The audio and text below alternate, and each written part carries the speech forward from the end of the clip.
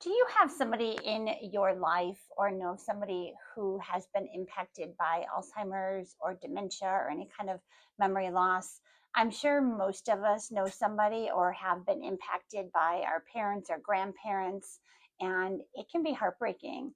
Hi, my name is Kay Bloch, and I am the award winning poet and author of 4 books that consist of poetry and prose.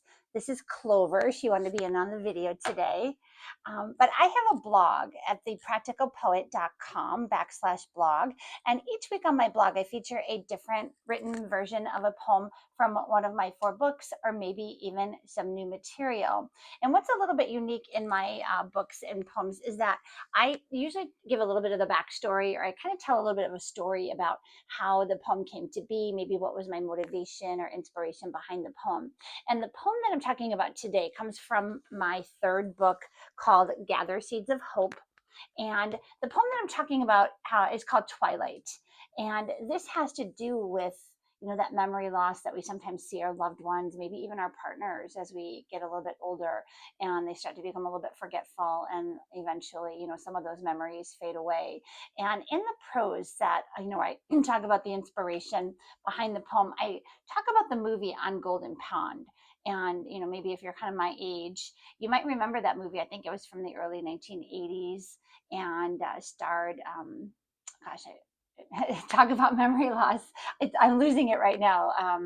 Katharine Hepburn and Henry Fonda, I believe, was the main character. Their last name was Thayer. And I always thought that the woman, Katharine Hepburn's character, was a bit of a curmudgeon because she was always kind of irritated at Henry Fonda, or the main character in the movie, for being forgetful. And I kind of learned years later it probably wasn't anger; it was more fear, and maybe just fear of watching somebody that you love.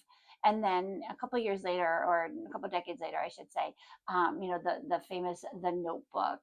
Oh, cue the tears. Noah and Allie in that movie, and how they went through their life, and then at the end, she's in complete memory loss, and how heartbreaking that was. So that was a little bit of inspiration behind this poem called Twilight. If you are interested, I would love for you to check it out on my blog. Again, that is called thepracticalpoet.com/blog. And this poem is called Twilight. And you can read the poem in its written form and then a little bit of the inspiration behind it. So I would love for you to check it out. I hope to see you there. Thanks. Bye.